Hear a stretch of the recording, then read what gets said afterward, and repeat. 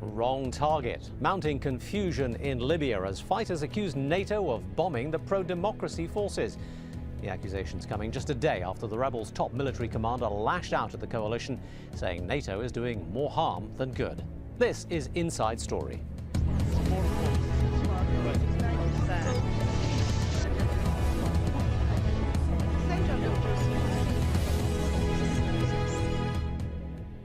Hello and welcome to the programme. I'm Taimur Nabili.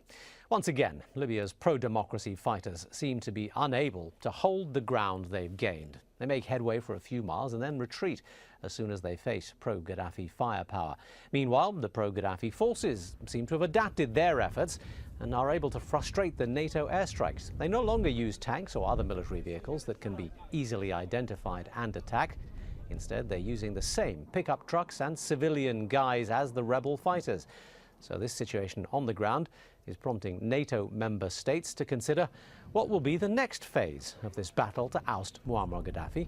One of the options includes looking to the Arab countries to train the Libyan rebels, or at least to fund such training. Abdel Fattah Yunus, the head of Libya's opposition armed forces, meanwhile, has reiterated that NATO's acting too slowly or not acting at all. I have reached a point where I'm fed up with NATO, and they are just a burden at the moment. They are with us, we have the coalition on our side, but they are doing nothing. The reaction is minor, but I expect what I've said yesterday in front of the world press will change their minds if they are willing to listen and understand.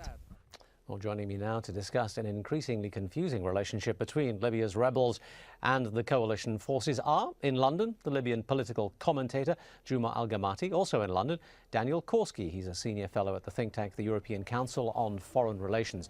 And joining us from Kuwait, Abdulhadi Al-Ajmi, board secretary of the Kuwait Historical Society. Thank you very much indeed, gentlemen, all of you, for being with us. I want to just consider the issues that we have to address here, largely because everything seems at the moment so unfocused. Mr. Korski, let me begin with you first of all. What exactly is the prime problem that we're facing right now? The rebels are accusing NATO not only of being useless, but in some cases being positively detrimental to their cause, and yet they have no other help. So what exactly is the next step? I mean, there are a number of problems here. Of course, first of all is the problem we already heard in your introductory package, which is that the rebels are not able to take advantage of some of the air support that they've been given in the last couple of days to defeat Gaddafi's forces in a number of crucial cities.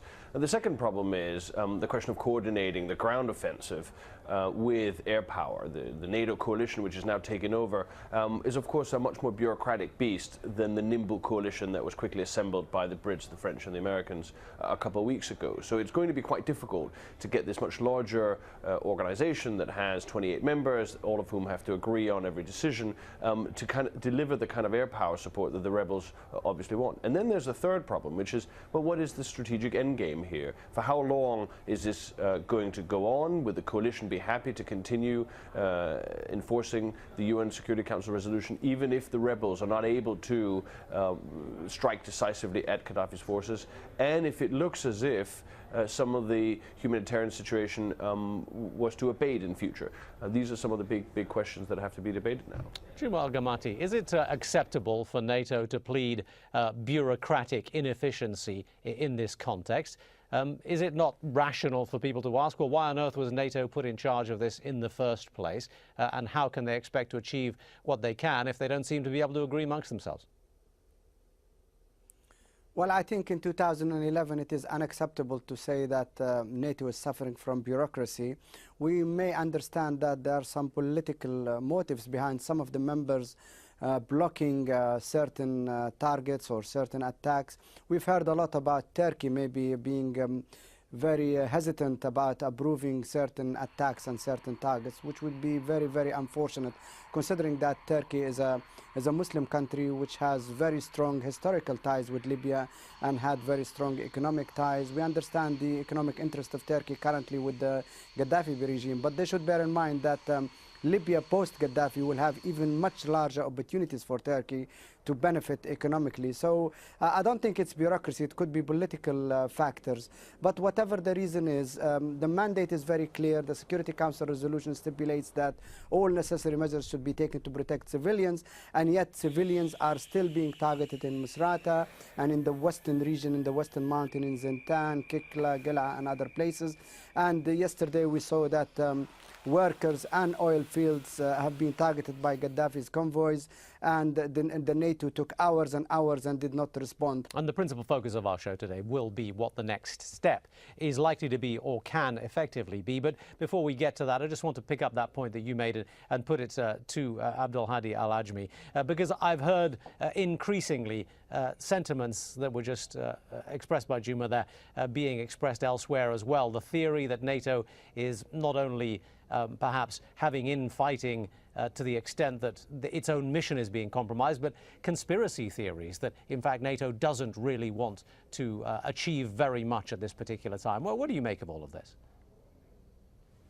Actually, the whole region start not doubting, but cannot explain the lack of effectiveness in the NATO movement. Some talk about the United States somehow blown out from the whole movement, the whole support, and that could be an explanation. However, still, I think most people expected more dramatic change in Al-Qaddafi capacity to move. However, Al-Qaddafi proved to be, or at least his forces proved to be more organized, which is the natural case. However, the fall down of the Qaddafi system was very with a good speed before the NATO interfering, and after the NATO interfering, still the Qaddafi still hold right now, which is what pushed everyone to think again the capacity of the NATO and the whole mission to support the rebels. Again, the people doubt about the conspiracy theory. It's something strange right now. Everyone have looked to the Western movement in the region with conspiracy in a different way. However, this is the first time that the people in this region will doubt or think the lack of movement, the lack of military movement with this good speed. It's because conspiracy. And again, the region itself present us with a unique situation. It's the only time that we see people in the street supporting a Western military action against one of the Arab states or one of the Arab regimes. So this is an opportunity where the West or the NATO itself should work harder to gain or to use the people's support, the street support. There is no protest in any Arab city against the Americans or against the West for acting in such a way. Right now, everyone is protesting why they are not very effective in their action. The people that are protesting are the rebels themselves. I mean, there may not be other people in other Arab nations protesting about this, but the people directly in the firing line do seem to have a problem with it. Let's migrate the conversation, though, into the next stage, and let's take it step by step, because before we can consider the option of maybe arming these rebels and training these rebels, we have to consider the option that maybe the current status quo is entirely acceptable.